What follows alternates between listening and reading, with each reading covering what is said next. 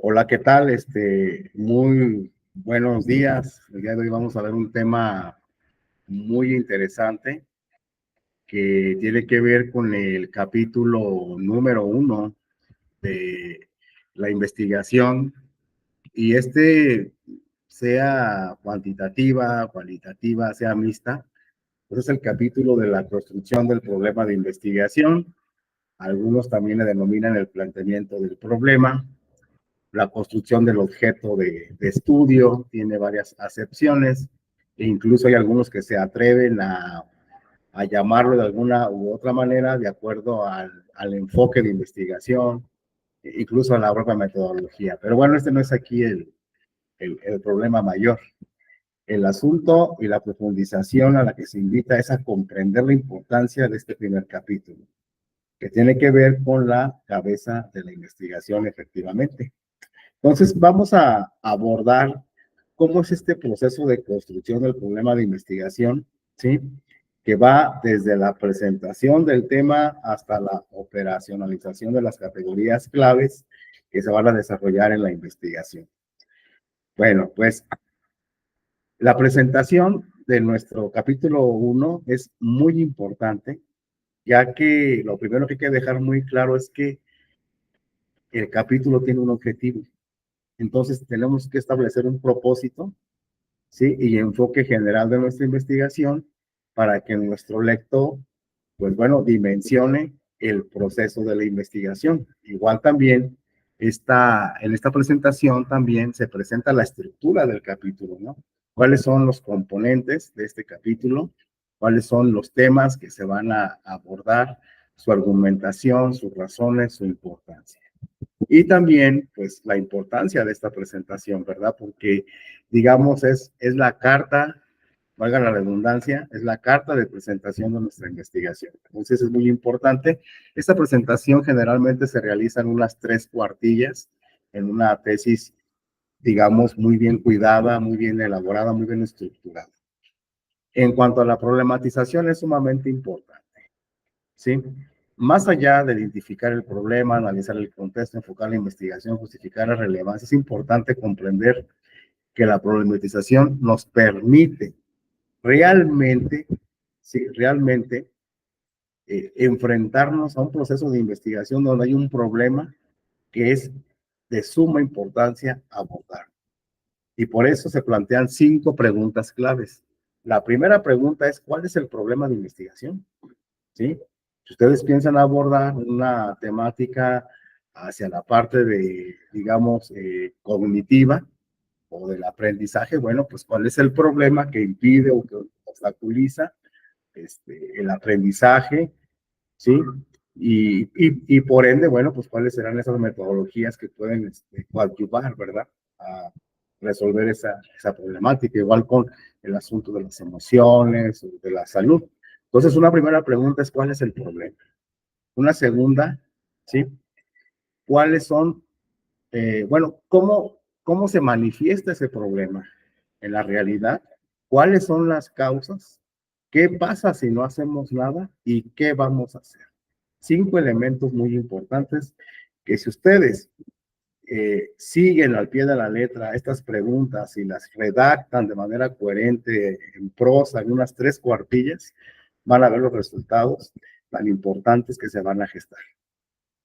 Entonces, a esas 5 preguntas hay un marco que nos ayuda, digamos, a no perdernos, que nos ayuda a dimensionar las coordenadas de movimiento del investigador en el proceso de la investigación y que es la identificación del problema. En este apartado se tiene que identificar el problema, se tiene que analizar el contexto, el entorno, los antecedentes, ¿sí? Se tiene que comprender las variables, se tiene que enfocar la investigación, tiene que haber una delimitación, ¿sí? Del estudio, ¿sí? ¿Cuáles son los aspectos más relevantes, ¿sí? Del estudio? Debemos de iniciar aquí con una acotación y un alcance más realista, ¿no? Y la justificación de la relevancia, ¿no? Que de entrada hay un apartado para la justificación, pero dentro de la problematización se tiene que justificar. Es importante demostrar por qué el problema es importante y merece ser investigado. Sin embargo, yo les recuerdo las 5 preguntas claves con las que ustedes pueden resolver mayormente este 1.2, que tiene que ver en cuál es el problema, cómo se manifiesta, cuáles son las causas, qué pasa si no hacemos nada al respecto y qué vamos a realizar. Bien, enseguida viene la elección del problema, ¿sí? Ya con todo este razonamiento, ¿sí? Que hemos hecho anteriormente, pues ahora sí nos vamos a permitir, ¿sí? Identificar realmente cuál es el problema, evaluar algunas alternativas y seleccionar, ¿sí? El problema para investigar. Un problema que va a ser relevante, que va a ser factible y que va a aportar significado al campo de estudio. En este caso puede ser a la educación. Las preguntas de investigación son tan importantísimas, ¿sí? ¿Cuál es el problema de investigación? La pregunta fundamental que guía esta investigación, ¿sí? ¿Qué preguntas específicas también se pueden plantear y cómo se formularon las preguntas? Esto es importante, es un apartado muy pequeño que a lo mejor en una cuartilla se puede resolver con una pequeña introducción, ¿sí? De cuál es el problema de la investigación, la redacción de las preguntas principales y también el cómo se formularon. Enseguida, los propósitos de la investigación, ¿sí? Que tienen que ver con comprender el fenómeno, identificar patrones y tendencias, proponer soluciones y contribuir al conocimiento. En algunos otros casos también los propósitos pueden ser muy importantes. Si es una investigación de intervención educativa, pues a lo mejor lo primero va a ser que diagnosticar, ¿sí? El propio contexto, los sujetos, el problema que queremos resolver. Después a lo mejor también puede ser el diseño de una planificación, después la implementación y luego la evaluación. Esto es importantísimo también en el asunto de los propósitos. El 1.6 que tiene que ver con el supuesto investigativo o también la hipótesis de investigación, aquí vamos a aclarar dos cosas. El supuesto de investigación se trabaja más en investigación um, cualitativa y la hipótesis en cuantitativa, aunque algunos autores también la pueden remitir a la investigación quali. En este sentido, pues el supuesto es una afirmación donde tú afirmas que con tal estrategia puedes resolver ese problema. En cambio, la hipótesis es un poco más conjetural, es decir, bueno, si se aplica esto, posiblemente va a pasar esta situación. Entonces, los dos son muy importantes. Sobre estos temas ya se han abordado bastantes cosas. En este momento solamente estamos presentando la estructura del capítulo 1, pero en otros videos tenemos videos dedicados a profundizar en cómo se redacta una hipótesis, cómo se redacta un supuesto de investigación.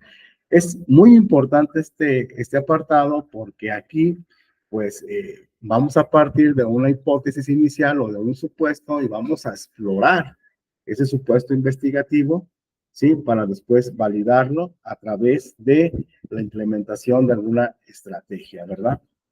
Tenemos también el alcance de la investigación, que esto es importante. Vamos a ver qué tipo de alcance vamos a alcanzar, si es un alcance exploratorio, descriptivo, ¿sí? Vamos a analizar también todas estas situaciones. La justificación, vamos a ver cuál es el valor académico de nuestra investigación, cuál es el impacto social y cuál es la aplicación práctica. Aquí hay que comentar también de manera muy breve, ¿sí? Hay algunas preguntas que nos pueden ayudar a resolver la justificación, por ejemplo, bueno, pues, ¿cuál es la relevancia social? ¿Sí? ¿Qué es importante? ¿Qué aportes metodológicos va a realizar? ¿Qué aportes teóricos? En fin, o sea, aquí podemos buscar varias alternativas. Una alternativa es buscar en el libro de Roberto Sampieri, hay un apartado dedicado a la justificación, el cual también vamos a compartir en los comentarios.